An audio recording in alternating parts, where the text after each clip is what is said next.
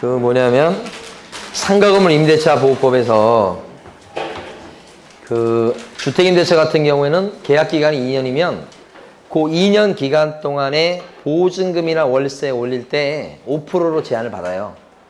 그리고 올리고 나서 1년 이내에는 다시 못 올린 걸로 법이 돼 있어요. 그럼 상가는 어떤가?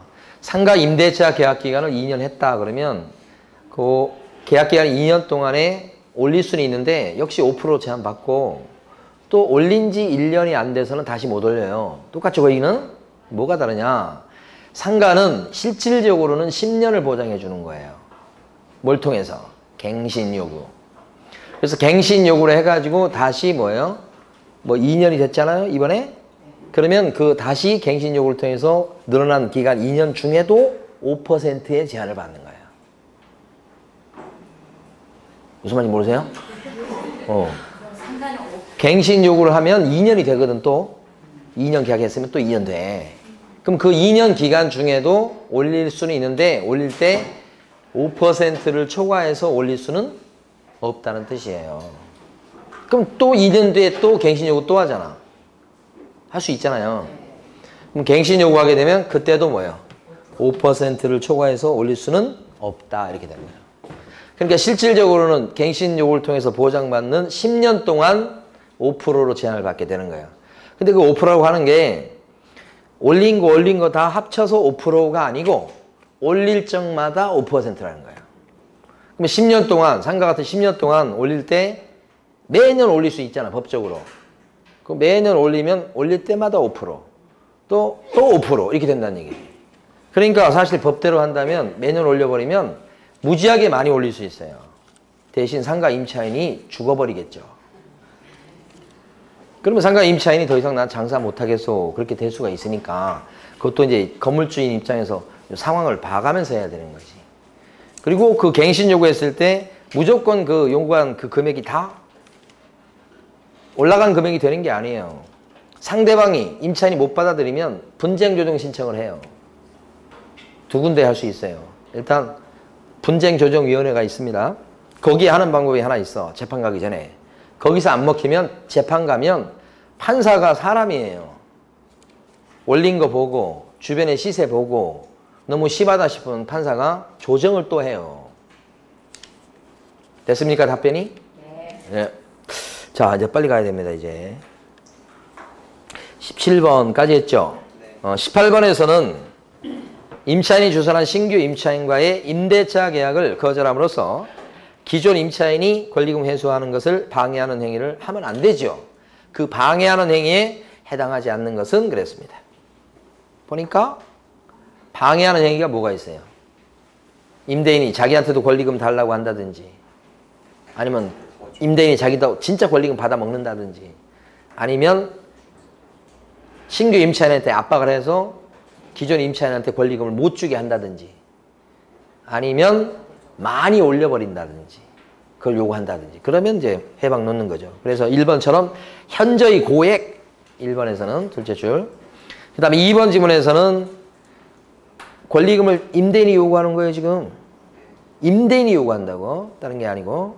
그 다음에 3번은 신규 임차인이 되려는 자가 임차인으로서의 의무를 위반할 우려가 있어서 거절한다고 나왔죠. 이것은 예외적으로 당당히 거절할 수 있는 사유에 들어가죠. 이거.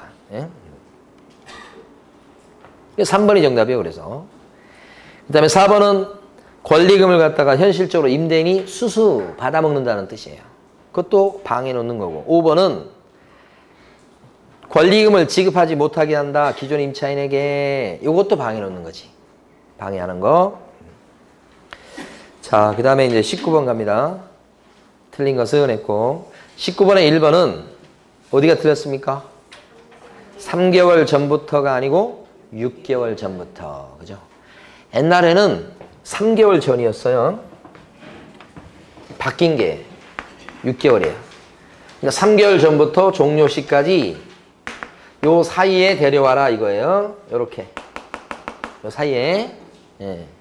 근데 요 임대차 종료 요 사이에 꼭 새 임차인을 모시고 와라 그렇게 되니까 너무 촉박하잖아요, 이게.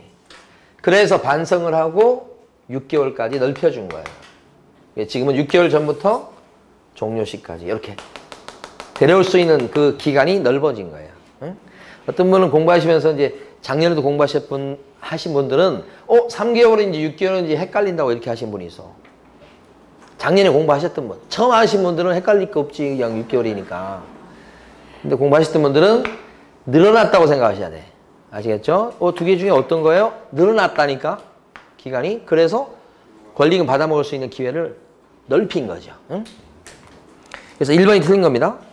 그 다음에 2번은 그 기간 중에 5%를 초과해서 증액 청구는 못하는 거고 우리 상가도. 그 다음에 3번은 1년 6개월 이상 요거 거절할 수 있는 사유에 당당히 장사 안 했잖아요. 1년 6개월 이상 이런 식으로. 다른 거 물어보지 않아요. 1년 6개월을 물어보지. 최근 작년인가 기출문제에서는 1년 이상 이렇게 나온 거예요. 민법에서 나왔어요. 민법에서. 1년 이상 X. 1년 6개월 이상이 맞는 거예요. 장사 안 한 거. 지금 거절할 수 있는 사유 얘기하는 겁니다. 3번은. 그 다음에 4번. 권리금 회수 기회를 보장하지 아니한 임대인의 손해배상액은 신규 임차인이 기존 임차인에게 지급하기로 한 권리금과 또요. 뭘 비교합니까? 임대차 종료 당시의 권리금 중 무슨 금액을 초과하지 못한다? 낮은 금액. 지문 문제가 나오면 어디를 틀리게 내냐면 그 낮은을 틀리게 낸다고. 높은 그러면 안 돼. 낮은 이렇게. 그 다음에 5번. 법무부 장관은 보증금, 차임액, 임대차 기간, 수선비, 분담 등의 내용이 기재된 상가금을 임대차 표준계약서를 정해서 권장할 수 있다. 상가 임대차 계약서의 표준서식은 누가 권장해요? 법무부 장관. 권리금 계약서의 표준서식은 국장. 이렇게. 자, 20번 갑니다. 20번 많이 틀리셨어요. 틀린 것은 했습니다. 1번. 임차인은 대항력과 확정일자를 갖춘 경우 경매에 의해서 매각된 임차 건물을 양수인에게 인도하지 않더라도 배당에서 보증금을 수령할 수 있다. 아니라니까요. 보증금을 배당에서 진짜 빼가려면 점포 비워줘야 돼. 주택도 마찬가지죠. 주택도 우선 면적권인 임차인이 배당금에서 보증금을 진짜 타가려면 방을 비워줘야 되죠. 똑같은 원리죠. 동시행 관계잖아요. 방을 비워주는 거하고 보증금 돌려받는 게. 2번. 임차 목적 건물의 일부를 증축한다는 경우 임대인은 임차인의 갱신 요구를 거절할 수가 없지요. 증축 정도 가지고는 거절 사유가 안 되죠. 철거나 뭐요? 재건축 정도가 돼야 돼. 철거, 재건축, 증축 가지고는 거절 사유가 안 되고요. 그래서 2번 맞고. 3번.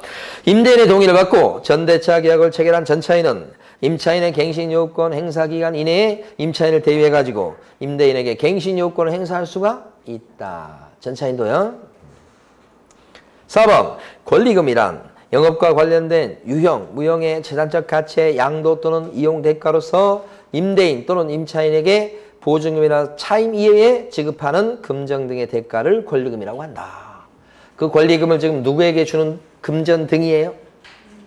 임대인한테도 줄 수 있는 거예요. 그러니까 임대인이 권리금 받아먹는 경우도 있어요. 임차인이 받아먹는 경우도 있고. 여기 임대인 나왔다고 틀렸다고 하시면 안 돼. 그리고 금전 등이에요. 그러니까 쌀가마로 권리금을 줄 수 있나요? 쌀 10가마. 할 수 있잖아요. 금전 등, 등자가 있잖아요. 등. 다이아몬드로 권리금 줄 수 있나요? 네. 줄 수 있어요. 꼭 돈만 얘기하는 건 아니다. 이 뜻이고. 그 다음에 5번. 국유재산이나 공유재산은 권리금 보장 규정이 적용되지 않는다. 그죠? 권리금 보장 규정이 적용되지 않는 거 있었잖아요. 대규모 점포, 백화점 같은 거. 준대규모 점포. 국유재산 또 공유재산. 그렇지만 전통시장은요. 권리금 보장해주죠. 최근에 바뀐 거. 자, 21번 가시겠습니다. 틀린 것은 매수인청 대리인인 개공은 위임한 사람에 대해서 손해배상 책임을 확실히 보장하기 위해서 업무 개시 전까지 보증보험 또는 협회 공제에 가입하거나 공탁을 했어야 된다. 매수인청 대리는 경매 입찰 대리하다가 사고를 칠 수 있죠. 그때 대비해서 보증 설정하도록 합니다. 언제까지 합니까? 매수신청 대리로 등록 신청하기 전. 업무 개시 전이 아니죠. 업무개 시전이 아니고. 그러니까 중개업에 대한 보증 설정은 업무개 시전. 경매 입찰 대리와 관련된 보증 설정은 매수신청 대리로 등록되기 전. 이렇게. 자, 2번. 공인중개사인 개공은 매수신청 대리로 등록해야만 경매 대상 부동산에 대한 매수신청 대리를 할 수 있다. 맞습니까? 경매 대리할 수 있다는 거. 거꾸로 얘기하면 경매 입찰 대리하려면 뭐가 필요해요? 경매 입찰 대리하려면 뭐가 필요해요? 법원에 등록하는 게 필요하잖아요. 응? 네. 경매 알선 행위를 하려고 합니다. 경매 알선. 그때는 법원에 등록하는 게 필요합니까? 필요 없고요, 그건. 경매 대리할 때만 필요한 거, 대리. 그게 2번이고요. 3번. 매수신청 대리는 부도 임대주택의 경매에 있어서 임대주택법 규정에 따른 임차인의 임대주택 우선 매수 신고를 대리할 수가 있다. 매수신청 대리인의 대리권 범위에 들어가는 게 7가지가 있어요. 대리권 범위에 들어가는 거 암기를 꼭 해두셔야 되고 매년 나오고요. 우포늪에 차돌이가 보입니다. 이렇게. 자, 요게 우선 매수 신고입니다. 이거 2가지가 있죠. 공유 지분이 경매에 넘어갔을 때 다른 공유 지분권자가 우선권 갖는 거. 지금 나온 것처럼 공공임대주택이 경매에 넘어갔을 때 그 공공임대주택에 새 살고 있던 임차인이 우선권을 갖게 되는 거예요. 일반 임차인 아닙니다. 공공임대주택에 새 들어 사는 사람이고요. 그 다음에 요게 포기. 요게 차순위 매수신고. 요게 뭐죠? 매수신청 보증금을 돌려줄 것을 신청하는 거. 보는요, 보증의 제공. 입찰 보증금 갖다 내는 걸 얘기합니다.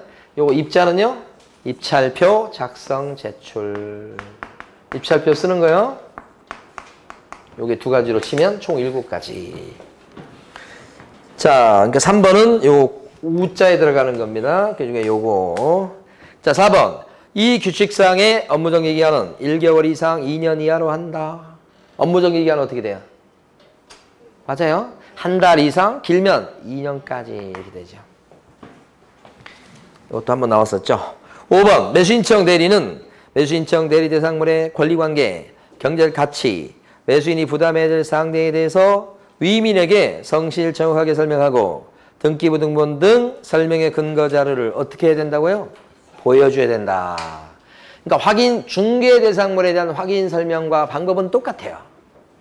그죠? 설명할 내용이 좀 달라서 그렇지 설명하는 방법은 똑같다. 정확하게 하고 근거 자료를 어떻게 보여주면서 하고. 이렇게. 5번 맞죠? 틀린 거 1번. 22번입니다. 틀린 것은 했고요. 1번이 틀렸습니다. 요새 시험에 잘 나온 게 동그라미 1번입니다. 자, 무슨 얘기냐면 자격증을 딴 사람을 공인중개사, 또 법인 이런 사람들이 중개업을 하고 싶으면 등록관청에 등록을 해가지고 개공이 되면 그때부터 떳떳하게 중개업을 할 수 있게 됩니다. 그러니까 자격증을 딴 사람이나 법인이 바로 중개업을 못하는 거고요. 이거 하려면 등록관청에 등록 내야 된다. 그죠? 그래야 개공이 돼서 이걸 할 수 있다. 근데 개업공인중개사가 이번에요. 경매 물건에 대해서 입찰 대리를 하고 싶습니다. 경매 대리요. 그럼 개공이 바로 할 수는 없다고요? 그럼 개업공인중개사는 등록을 한 번 더 해야 이거 할 수 있어요. 경매 대리. 요 등록은 아까 법원에 등록하는 거 얘기한다고 그랬어요. 법원에 등록을 해야만 뭐 할 수 있다고 아까 했었어요. 경매 대리. 경매 알선 정도는 요 상태에서 바로 할 수 있지만 경매 대리 하려면 등록을 한 번 더 해야 된다. 법원에 등록된 사람을 뭐라고 부른다고 그랬어요? 매수신청 대리인. 자, 매수신청 대리인이 되면 떳떳하게 경매 입찰 대리를 할 수 있다. 그 매수신청 대리는 아무나 되는 게 아니죠. 개업공인중개사가 되는 거죠.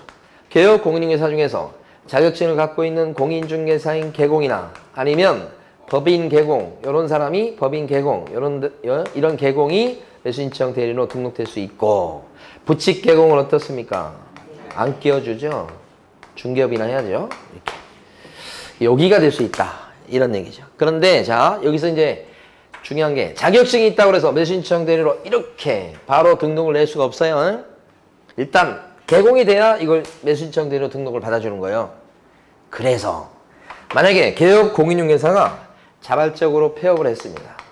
그러면 그때는 개공이 아니게 됐으니까 매수신청 대리인으로 될 수 있는 근거가 없어진 거예요. 그러면 매수신청 대리인 등록을 갖다가 자르게 돼 있습니다. 그것도 반드시. 그러니까 여기가 없어지면 여기도 없어져야 되는 거예요. 자, 개업 공인중개사가 등록 취소를 당했다. 법을 위반해서. 그러면 여기가 없어지게 됐으니까 매수신청 대리인도 뭐요? 없애버려야 됩니다.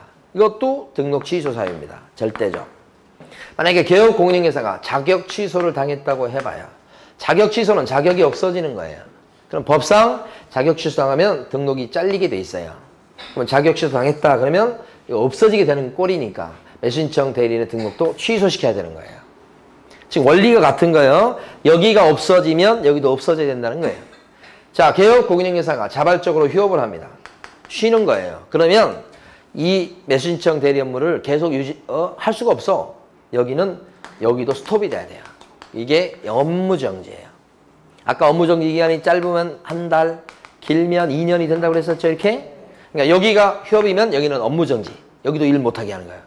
여기가 법을 어겨서 업무정지를 당했다면, 개공이, 그럼 여기도 뭐요? 업무정지예요. 반드시 영업정지를 때리게 돼 있어요. 그러니까 여기가 스톱이면 여기도 스톱이란 말이에요. 여기가 없어지면 여기도 없어져야 된다는 거예요. 이게 최근 시험에 계속 나오는 내용이에요. 근데 그 중에서 2번이나 또 나왔던 내용이 뭐냐? 만약에 개업공인중개사가 자발적으로 폐업을 했죠. 그러면 등록 취소가 돼야 돼. 원래는 등록 취소가 되면 3년 동안 결격자가 되는 거예요. 원래는. 그러나 자발적인 폐업 때문에 등록이 잘렸을 때는 이 3년을 붙이지 않는다. 법을 위반한 게 아니어서 그렇다 보는 거예요. 이것만 2번 나온 거예요. 이것만. 지금 파랗게 쓴 것만. 한 번은 맞게, 한 번은 틀리게. 그러니까 동그라미 1번은 왜 틀렸어요? 폐업도 아니고 지금 뭐예요? 휴업이라고 했으니까 뒤에는 어떤 사유가 되는 거예요? 업무 정지를 때려야 되는 사유가 되는 거지. 등록 취소 사유가 되는 것은 아니다. 그 다음에 2번 보시면 매수신청 대리인 등록 신청할 때 수수료 냅니까? 요 얘기입니다, 지금. 매수신청 대리인으로 지방법원장한테 등록 신청할 때 이때 돈 들어가냐고요? 수수료 내냐고요? 내는 겁니다. 이 수수료는 예규로 정합니다. 2만 원, 3만 원짜리 정부 수입인지를 붙여요. 중개사무소를 개설 등록할 때도 수수료 내든가요? 내지요. 이때는 요금은 뭘로 정해요? 지방자치단체 조례가 정하는 수수료 낸다. 이렇게 되잖아요. 3번. 매수신청 대리인이 되고자 하는 개업공인중개사는 등록 신청일 전 1년 이내에 법원 행정처장이 지정하는 교육기관에서 경매 실무교육을 받아야 되겠다. 이거잖아요. 매수신청 대리인으로 등록되려면 3가지 조건을 갖춰야 되잖아요. 공인 개공이거나 법인 개공일 것. 여기 빼고 두 번째는요. 경매 실무교육을 받아야 매수신청 대리인으로 등록을 시켜주죠. 자, 세 번째 요건이 뭐예요? 입찰 대리에다가 사고 낼 때를 대비해서 보증 설정을 미리 해둘 거. 그래서 매수신청 대리인으로 등록 신청하기 전에 보증 설정이 이루어진다는 거 아까 했었죠. 업무 개시 전이 아니고. 이 3가지예요. 그때 이 경매 실무교육은 요거 지금 물어보는 거잖아요. 경매 실무교육은 가만히 보면 어디 가서 받아요? 경매 실무교육 어디 가서 받으시라? 법원 행정처장이 지정하는 교육기관을 받으시라. 만약에 법인일 때는 누가 경매 실무교육을 받아야 되고요? 대표자만 받으면 되고 교육시간은 길지요? 32시간 이상 44시간이야. 그죠? 그래서 경매 실무교육 받다가 죽을 수가 있어요. 44시간이야. 그 다음에 마지막 날 어떻게 된다고요? 평가해서 시험 봐요. 마지막 날 시험 봐서 패스가 돼야 돼. 만약에 마지막 날 시험 봤는데 패스가 안 됐죠. 낙제를 받죠. 유급이야. 유급. 그럼 다음 기수에 와서 또 시험 봐야 돼요. 자, 그 다음에 그래서 법원 행정처장이 지정하는 교육기관에서 실무교육 받는다. 맞는 거예요. 법원 행정처장을 바꿔요. 지방법원장 이렇게 하면 틀리다고요. 그렇게 출제합니다. 그 다음에 3번. 매수신청 대리는 보수 이외의 명목으로 보수를 받거나 예규에서 정한 보수 이상을 절대 받아서는 안 된다. 매수신청 대리인의 보수는 법정 한도를 뭘로 정해요? 예규. 그죠? 그 다음에 5번. 매수신청 대리는 위민이 매수인이 된 경우에는 감정가의 1% 또는 최저가의 1.5% 이하 범위 안에서 합의해서 결정한다. 매수인이 된 거, 낙찰자가 된 걸 얘기하는 거예요. 그렇죠? 감정가의 몇 프로? 1%. 만약에 매수인이 되지 못하면 어떻게 됩니까? 매수인이 안 됐어요. 그러면 그죠? 최고 50만 원 이렇게 되고요. 매수인이 됐어요. 낙찰 받았어요. 이렇게 되면 감정가의 1% 또는 최저가의 1.5% 이하 이렇게 된다고요. 이게 이제 뭐예요? 대리보수 이렇게 되는 거지. 대리보수 말고 상담보수가 또 있죠. 상담보수는 많이 받으면 얼마요? 50이요. 최고 얼마요? 50만 원이요. 이렇게 된다고요. 이렇게. 자, 그 다음에 그래서 22번의 정답이 1번이고 23번 갑니다. 1번. 틀린 것은 했는데 1번. 법인인 개업 공인중개사에 매수신청 대리로 등록을 하고자 하는 경우에는 법인 개공이 요 사람이 매수신청 대리로 등록하려고 하면 법인 개공은 보증 설정을 얼마 해야 되죠? 2억 이상. 공인 개공은 1억 이상. 그 얘기하는 거예요 지금. 그래야 매수신청 대리로 등록이 되겠다. 이 얘기하는 거죠. 2번. 매수신청 대리로 등록하고자 하는 법인인 개업 공인중개사는 임원사원 전원이 경매에 관한 실무교육을 이수해야 되겠다. 전원이 아니고 아까 대표자만. 여기 보면 중개사무실을 오픈할 때도 이거 세 가지 조건을 갖춰야 됩니다. 이거 오픈할 때도 중개업소 오픈할 때도 그게 자실사. 자격증 따야 됩니다. 누가 자격증이 있어야 됩니까? 요 사람이. 또 누가 있어야 됩니까? 법인일 때는 대표자.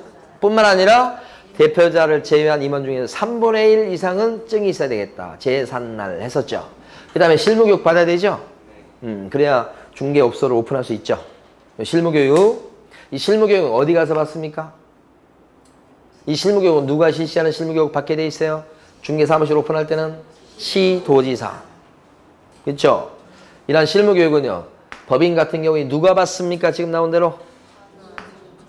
중개업에 대한 실무교육은 법인의 경우 누가? 임원사원 전원이. 교육시간은 얘보다는 짧죠? 28, 32. 그 다음에 시험 안 봐요 여기는. 평가가 없어요. 시간만 떼우면 되는 거예요. 예. 그 다음에 사무실 확보해야 된다. 이렇게 되는 거지. 자, 그러니까 보면 2번 지문은 임원사원 전원이 대표자가 받아야 된다고 고쳐야 되고 3번 매수신청 대리로 등록 신청을 받은 지방법원장은 며칠 안에 등록을 해주시라. 그죠? 요거 심사에 요렇게 들어오면 14일 안에 등록해주고 중개업소로 오픈하겠다고 요렇게 등록관청에 등록 신청하면 요것은 7일 이내에 등록 통지해주고 요건 14일 안에 해주고 그런 거잖아요 지금. 자, 4번 민사 집행 절차에서 매각과 관련해서 형법 136조 위반으로 유죄 판결을 받고 판결 확정일로부터 2년을 경과하지 아니한 자는 매수신청 대리로 등록될 수가 없다. 그렇습니까? 네. 여기 보면 자, 요거 세 가지 암기하실 때 어떻게 암기하자고 그랬었냐면 자, 공법 교육을 보충하시라. 자, 매수신청 대리로 등록하려면 공법 교육을 보충하셔야 되겠다. 공법 교육을 열심히 해야 되겠다. 공법 교육을 보충하시라. 되려면 여기는 자실사. 여기는 공법 교육을 보충해야 된다. 그러면서 결격자가 아니어야 돼. 여기도 결격자가 아니어야만 중개업소 오픈이 가능하죠. 여기 12가지입니다. 여기는요 5가지입니다. 그 중에 지금 유명한 게 나왔어. 무슨 죄를 지었다. 이런 죄. 우리는 너무 착하게 살아서 이 죄를 잘 몰라요. 공무집행 방해죄, 경매입찰 방해죄, 뭐 하여간 되게 많아. 이런 죄를 저지른 사람은 몇 년 동안은 결격자더라. 몇 년 동안? 2년. 요 2년을 기억하셔야 돼. 그죠? 2년. 그렇죠. 2년 동안은 결격자. 다른 거 묻질 않아요. 무슨 죄는 묻지 않는다고요. 네. 5번 모든 개공은 매수신청 대리로 등록할 수 있는 것은 아니다. 끝까지 읽으시라는 지문이에요. 아니다. 부칙 개공 안 껴주죠? 여러 번 나왔습니다. 부칙 개공 안 껴준다는 거. 자, 24번은요. 매수신청 대리인의 대리권 범위에 벗어나는 거. 그죠? 아까 지워버렸네. 여기 지금 지운 거. 우포늪에 차돌이가 보입니다. 이렇게 하는 건데 2번에 나와 있는 항고는 없었죠. 1번이 차, 3번은 입, 4번은 보, 5번은 우. 글자 딴 거요. 25번입니다. 틀린 것은. 자, 매수신청 대리는 매각장소 및 집행법원에 어떻게 해야 돼요? 직접 출석해야 되고 소속 공인인증서로 하여금 대리로 출석하게 할 수가 없습니다. 직접 출석해야 됩니다. 그래서 1번이 틀린 겁니다. 2번 보면 대리행위 할 때마다 아까 대리행위가 7가지가 있었다고 그랬죠? 그거 할 적마다 대리권을 증명하는 문서를 제출해야 됩니다. 대리권을 증명하는 문서가 뭐예요? 응? 주로 위임장입니다. 자, 그리고 다만 같은 날 같은 장소에서 대리행위를 동시에 할 때는 그 위임장을요 한 번 내고, 그죠? 그걸로 그냥 할 때마다 보여주는 게 아니고 한 번 내고 그냥 싹 한꺼번에 해버리는 거예요. 그래서 하나의 서면으로 가름할 수 있다. 자, 3번 나왔네요. 대리권을 증명하는 문서는, 자, 거기 보니까 본인의 인감증명서가 첨부된 위임장 플러스 매수신청 대리인 등록증 있잖아요. 그거 걸어놔야 되거든요. 사무실에 그 매수신청 대리인 등록증 복사본 갖다 냅니다. 그게 대리권을 증명하는 문서입니다. 다만 4번처럼 법인 개공일 때는 하나 추가됩니다. 바로 대표자의 자격을 증명하는 문서가 추가된다. 대표자의 자격을 증명하는 문서, 대표적인 게 법인 등기부입니다. 법인 등기부. 그 다음 5번 위임장에는 사건 번호 적혀 있고요. 개별 매각의 경우라면 물건 번호가 나와 있어야 되고요. 대리인의 성명과 주소, 위임 내용, 위임한 사람의 이름과 주소 이런 것들이 적혀 있고 거기에는 인감조항이 날인돼 있어야 되겠다는 얘기죠. 요 위임장을 갖다 내는 겁니다. 예. 자, 26번입니다. 매수신청 대리인의 금지행위에 해당되지 않는 것은 26번을 많이 틀렸어요. 아무래도 수업 시간에 막 강조해서 한 내용은 아니어서 이 문제를 통해서 알아두시면 됩니다. 간간히 나왔었습니다. 문제가 한 지문씩. 1번 매수신청 대리인이 된 사건에서, 그러니까 입찰 대리를 해주는 그런 물건이에요. 그런데 자기가 매수신청인이 돼서 자기도 신청을 들어와요. 즉 입찰 들어온다고요. 자기가 입찰 대리에서 들어간 물건인데 자기도 입찰자가 돼서 또 들어간, 어떻게 되는 거예요 이거? 자기가 이길 거 아니냐. 자기가 이기겠죠? 자기가 입찰 들어오니까. 그러면 입찰 대리하는 건 뭐예요? 이건 쇼지, 쇼. 그렇잖아요? 그건 뭐 그 사람은 그냥 수고비만, 그 비용만 드리게 되고 결과를 못 얻게 된단 말입니다. 그건 금지행위입니다. 2번 동일한 부동산에 대해서 공동 입찰하는 2명 이상의 대리인이 되는 행위, 이렇게 나왔죠? 이건 금지행위 될 수가 없어요. 어떤 두 사람이 둘이 너무 친해가지고 야, 우리 1억씩 내가지고 한번 경매 투자를 해보자. 그럴 수 있어요. 둘이 투자해가지고 이제 이걸 어떤 이런 아파트를 잡는다 그렇게 치면 두 사람이 지금 돈을 1억씩 냈으니까 나중에 이걸 낙찰받으면 이 아파트에 대해서 당연히 무슨 등기 하겠어요? 지분 등기 하겠죠. 그러니까 이 두 사람은 위임을 합니다. 자, 매수신청 대리인 갑에게 부탁합니다. 그럼 갑이 입찰 대리를 해준다고. 이게 입찰 대리예요. 그러면 두 사람한테 우리 1억씩 보태가지고 이거 할 거니까 좀 괜찮은 물건 잡아주세요 해서 입찰 대리 하는 게 이게 금지행위입니까? 가능한 거지. 이 두 사람의 이해관계가 충돌됩니까? 충돌되지 않아요. 그런데 갑이라는 매수신청 대리인이 말이에요. 갑이라는 매수신청 대리인이 여기가 자 A로부터 1억을 내면서 괜찮은 물건 좀 잡아주세요 라고 위임을 한다고. 응? 근데 갑한테 매수신청 대리인이에요. B라는 사람이 와가지고 1억짜리 괜찮은 거 잡아주세요. 이렇게 또 위임을 한다고. 다른 사람이. 그래서 갑이 걱정 마세요. 걱정 마세요. 그러더니 요 아파트를 들어가는 거예요. 아파트를. 대리인이 돼서 요렇게 들어가고 이렇게 들어가. 그러면 여기 낙찰자는 한 명밖에 없을 거 아니에요. 그럼 둘 중에 누가 낙찰을 받는 거예요? 말이 안 되는 거죠. 한 명은 받으면 한 명은 떨어질 거 아니에요. 그러면 이 사람 매수신청 대리는 분명히 둘 중에 한 명은 떨어질 건데 떨어질 걸 가정해서 들어가는 거 아니에요 지금. 이런 짓을 하면 돼야 안 돼요?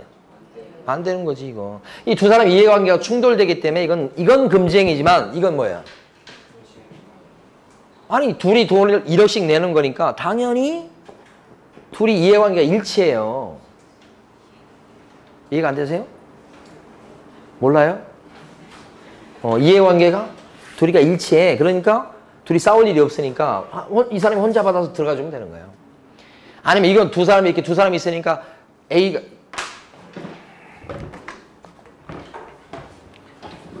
자 A가 갑한테 맡겨. 우리 둘이 부동산 하나 잡아보려고 그래요. 우리 둘이 공동 투자하려고 그래요. 근데 B는 또 뭐예요? 을한테 맡겨. 이렇게 해서 이 물건 들어가면 되겠어요, 안 되겠어요? 아, 이렇게 하는 건 이상한 거잖아요. 둘이 같이 지금 투자하려고 하는 거잖아요. 우리 돈 합쳐가지고 하나 잡아주세요 이건데 다 사람이 두 사람이라고 이 사람은 이 사람한테 맡기고 이 사람한테 맡기면 둘이 회의를 해야 돼요. 어떤 거 들어갈지. 그렇게 하면 오히려 더 낭비예요. 어떻게 해야겠어요? 여러분 같으면 A, B가.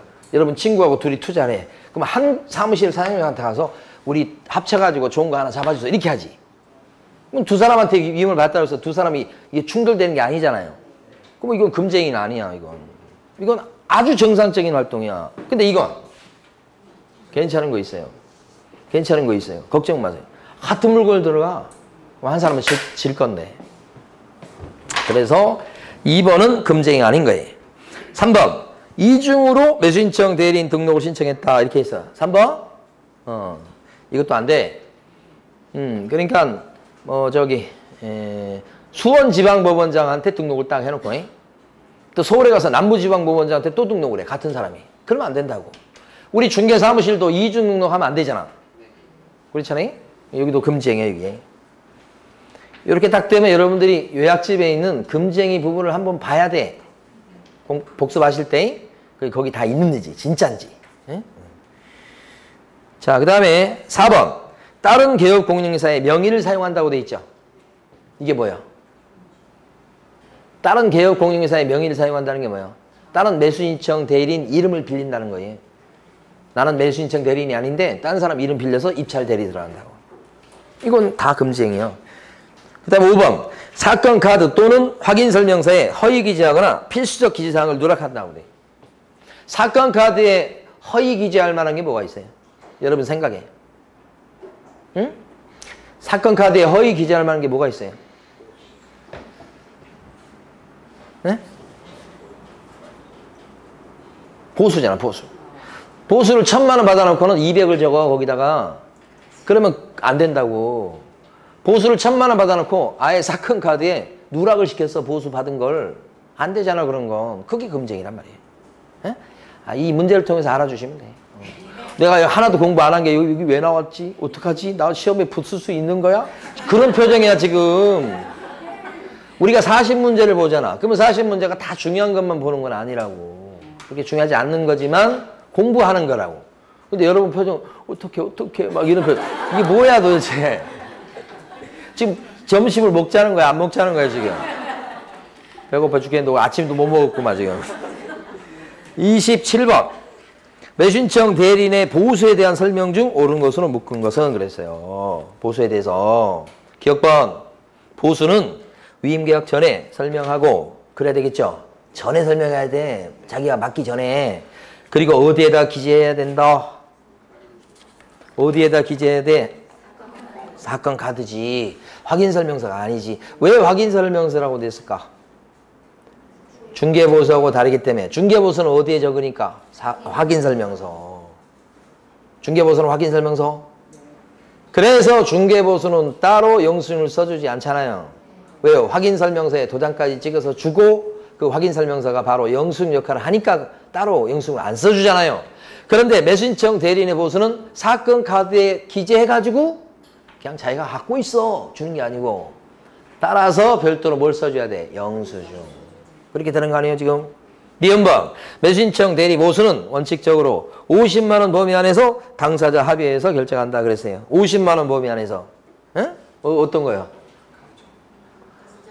지금 뭘 물어봤어요? 대리 보수가 이거 아니에요? 그럼 두 가지가 다 있잖아. 그죠? 낙찰 받으면 감정가의 1%, 최저가의 1.5% 이하. 못 받으면 이거잖아. 근데 지금 니은번에서 뭐라고 그랬어? 원칙적으로 50만 원 범위 안에서? 이게 무슨 원칙이야? 두 개가 다 있는 거라고. 니은번 틀렸어요? 디귿번. 매수신청 대리인인 개업공인중개사가 보수를 받은 경우에 예규에서 정한 양식에 의해서 영수증을 작성 교부해야 되겠다. 대리 보수 받으면 영수증 써줘야 되죠? 왜냐면 사건 카드에 적어서 그냥 자기가 갖고 있으니까. 따로 영수증을 써줄 필요가 있다. 그 영수증에는 등록된 도장을 날인해야 되지요? 그렇죠?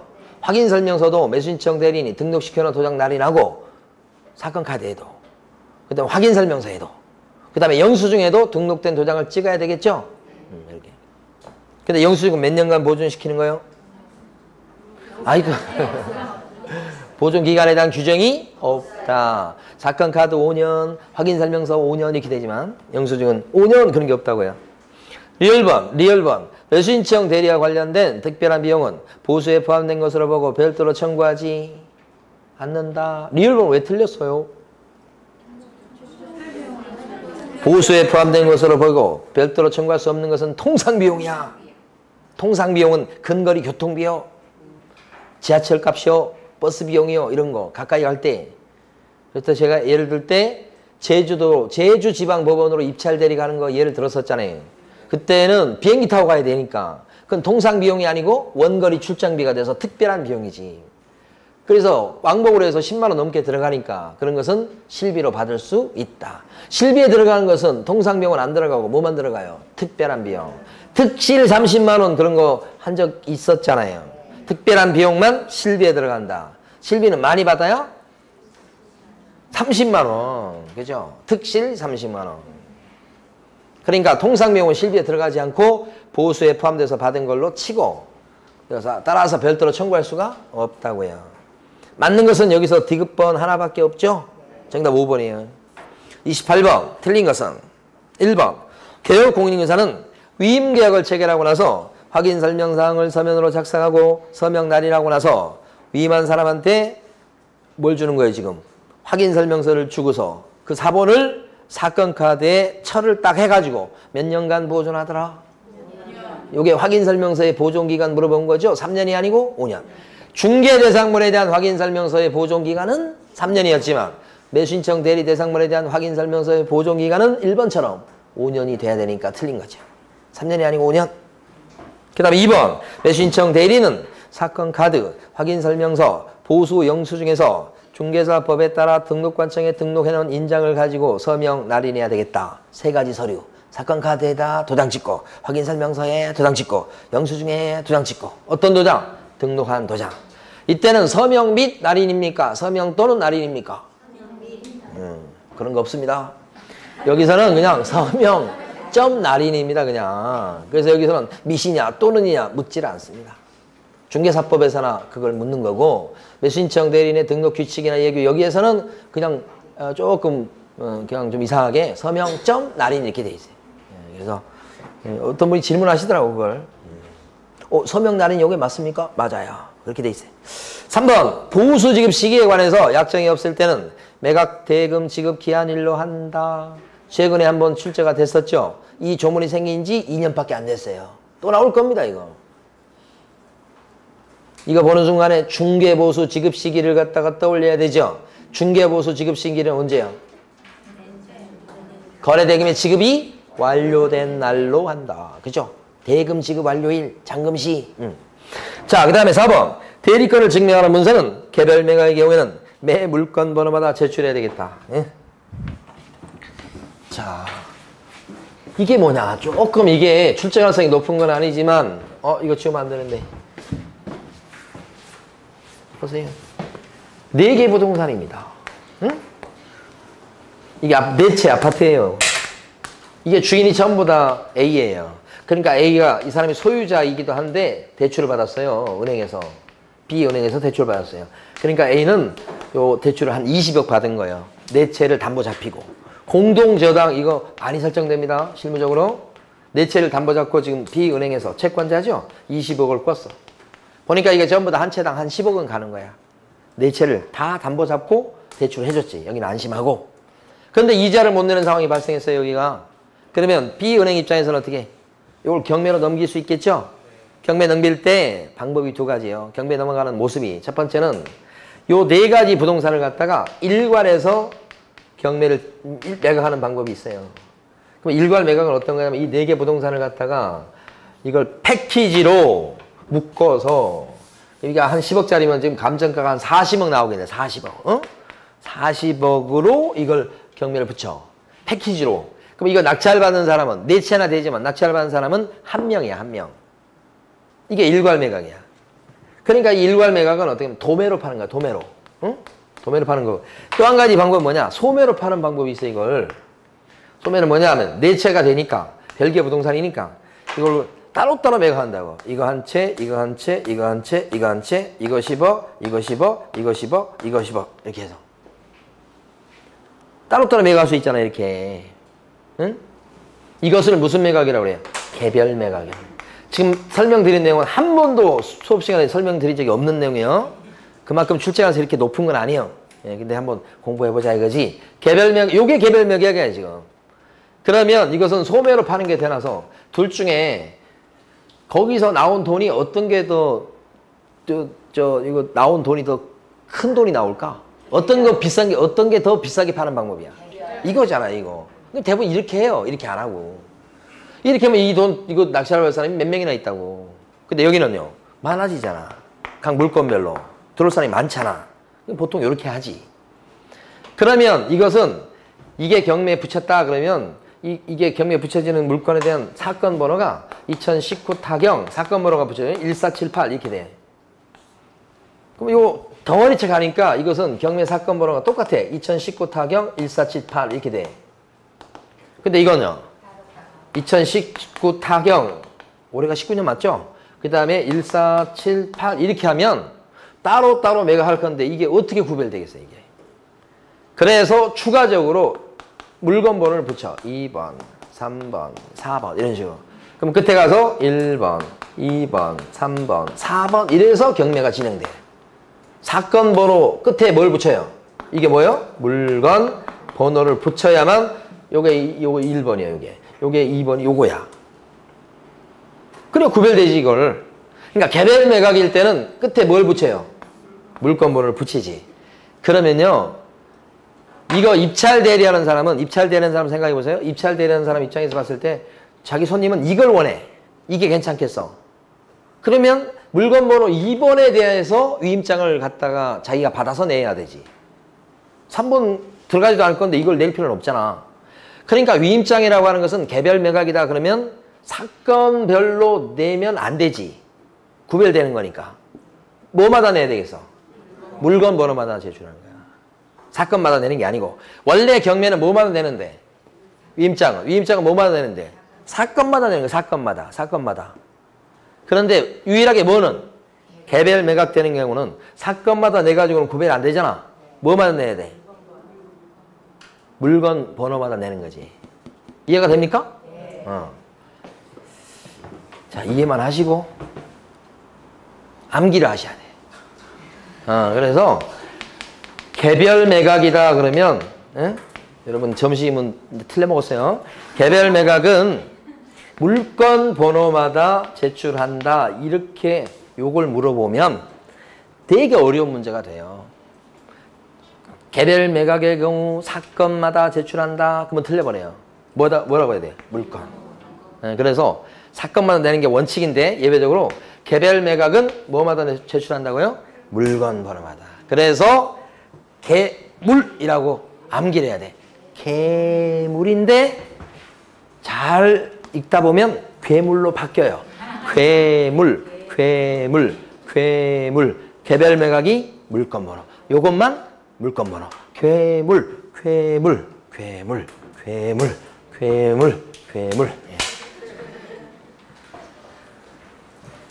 자, 이해해가지고 이걸 풀면 좋긴 한데 시험 볼 때 언제 이해하고 앉아있겠어?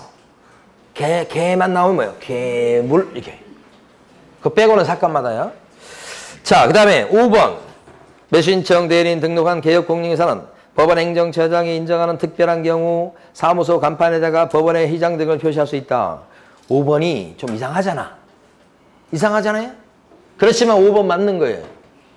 왜냐면 법원에 희장을 표시하게 법원의 명칭을 쓸 수 있도록 한단 말이야? 이상한데? 그럴 수 있어. 그런데 조문이 어떻게 되어 있는가? 조문이 법원 행정처장이 인정하는 특별한 경우 빼고는 법원의 명칭이나 휘장을 표시할 수 없다고 돼 있어. 조문이. 법원 행정처장이 인정하는 특별한 경우는 제외하고는 법원의 명칭이나 휘장을 쓸 수가 없다고 돼 있다고. 그걸 뒤집어 얘기하면 그게 5번이야. 법원 행정처장이 특별히 인정하면 법원의 휘장 등을 표시할 수 있다. 그런 거지. 그러니까 5번이 뭐예요? 맞는 거야. 5번이 기출문제 지문 그대로예요. 익혀두셔야 돼. 딱 한 번 나왔지만. 29번. 이게 무슨 문제인가 할 거야. 배운 적이 없으니까. 이게 기본적으로 이해가 돼 있어야 돼. 그러면 그 상태에서 개별 매각이 일괄 매각을 먼저 해봐요. 위에 그림대로 일괄 매각입니다. 부동산이 몇 개라고요? 5개요. 5개. 5개 부동산입니다. 아파트 5채. 이렇게 5채. 이것을 뭐 해주냐면 상담을 해줘. 권리 분석을 해줘. 근데 이거 일괄 매각은 어떻게 파는 거예요? 덩어리째 파는 거예요. 패키지로 이렇게. 그러니까 이 최저가가 엄청 높겠죠. 다 합친 금액이 될 거니까. 근데 개별 매각은 어떻게 매각하는 거죠? 개별 매각은 따로따로 매각하는 거죠. 5개 부동산인데 5개 아파트인데 이거 매각할 때 어떻게 매각하는 거예요? 매각할 때 따로따로 최저가가 따로따로 정해지겠죠. 따로따로 그죠? 최저가가 거의 비슷비슷할 거예요. 그다음에 위치나 층이나 향에 따라서 조금씩 틀릴 수는 있잖아. 그래서 따로따로 매각하는 것을 개별 매각이죠. 이때는 위임장을 갖다가 요 물건 번호마다 제출하게 돼 있어요. 물건 번호 1번, 2번, 3번, 4번, 5번 요거 매겨지죠. 여기는 그런 거 없죠. 전체를 매각하는 거니까. 자, 여기서는 상담 보수예요. 상담 보수는 최고 50이 원칙이야. 그런데 이렇게 일괄 매각되는 부동산을 입찰 들어간 사람이 5개 요 부동산에 대해서 권리 분석 좀 해주쇼. 그러면 제가 그 권리 분석 해주고 상담 보수를 50만 원만 받는 게 아니고 50만 원은 요 3개까지가 50만 원 기본 요금이야. 그럼 4개째부터는 추가 요금이 붙어. 이거 뭐 추가 요금이 또 붙죠? 그럼 추가 요금이 얼마 붙어요? 5개니까 10만 원 붙어. 그러면 저는 상담 보수를 지금 이게 상담 보수입니다. 낙찰이 아니고 상담 보수는 50을 뛰어넘어서 얼마를 받게 돼요? 60을 받게 된다 이 말이야. 추가 요금 때문에 그렇게 되는 거지. 근데 일괄 매각되는데 3개다. 그러면 그냥 50이 똑같아. 이해되셨죠? 근데 개별 매각되면 어떻게 하면 이 사람이 개별 매각되는 부동산인데 이 5개를 다 들어가는 거야. 만약에 이거 1개만 들어가. 이거에 대해서 권리 분석 해주세요. 해줬어 제가. 그럼 50만 원이야. 근데 그 사람이 돈이 많아가지고 5개를 다 들어간다고 그러면서 저한테 5개를 다 분석해 주세요. 그러면 이게 조금 할인이 된단 말이에요. 5개를 다 분석해 준다고 해서 이게 50, 250만 원 내놓으세요. 이게 아니다고. 그러니까 이거는 1개가 기본 요금 50이라는 거예요.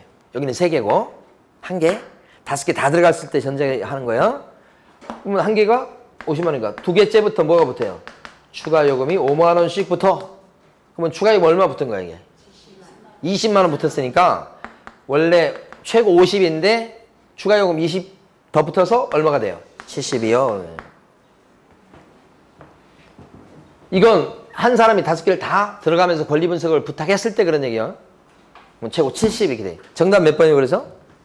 4번이에요. 근데 이게 지금 개별 매각 되니까 이게 들어가는 사람이 다 틀릴 수 있잖아. 이건 A가 들어가고 이건 B가 들어가고 이건 C가 들어가고 이건 D가 들어가고 이건 E가 들어간다. 그래 다 틀릴 수도 있잖아. 입찰 들어간 사람이. 그럼 저한테 와서 D가 이거 권리 분석 해주세요. 50이야.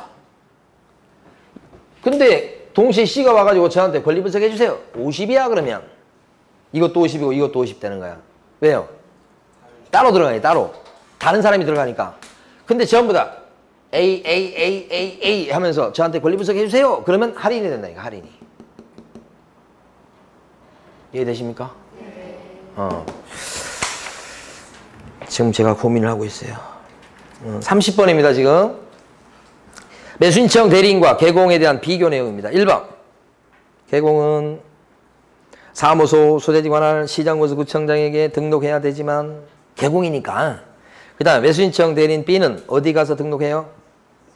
매수신청 대리인은 어디 가서 등록해? 지방법원장. 2번 A가 개공이죠. 개업 공인인증서로 등록이 된 뒤에 보증 설정해야 되지만 등록되고 나서 업무 개시 전까지만 설정하면 되잖아요. 보증 설정을. 맞죠? 매수신청 대리인 B는 언제까지 보증 설정해야 돼요? 등록되기 전에. 매수신청 대리인으로 등록 신청하기 전에. 아까 했었죠 이거? 2번 맞는 거예요. 3번 개공 A가 받을 수 있는 보수는 국토부령과 시도 조례에서 규제를 하지만 개공이니까 중개보수니까 국토부령과 시도 조례죠. 법정 한도가. 근데 매수신청 대리인의 보수는 뭘로 법정 한도를 규제해요? 대법원 얘기죠. 이것도 맞죠? 4번. 개공 A는 중개보수 등의 영수증을 작성해서 교부할 의무가 있으나 개공은요. 보수 영수증을 써줄 의무가 없죠. 왜요? 확인설명서로 대신해요. 근데 매수인청 대리는 어떻습니까? 영수증을 작성 교부해야 되죠. 그래서 앞뒤가 바뀌었죠. 그래서 4번 틀린 거예요. 5번이 좀 어려워요. 매수인청 개업 공인인증사 A의 감독관청은 국장, 시도이사, 등록관청이 돼요. 만약에 광명시에 있는 중개업소 사장님 개공이야. 그럼 감독관청은 어디예요? 광명시장 또요. 광명시장 또요. 경기도지사 또요. 국장이 된다는 뜻입니다. 그 A가 부동산 사장님. 그런데 그 부동산 사장님인 개공이 동시에 매수인청 대리인으로 수원지방법원장한테, 여기는 수원지방법원이요. 수원지방법원장한테 등록이 돼 있다. 그러면 경매에 입찰 대리와 관련된 업무는 누가 감독기관이 돼요? 수원지방법원장만 되는 거지. 그 말이요, 그게. 쉬어야 되겠어요. 쉬었다가 나머지 10문제 해요.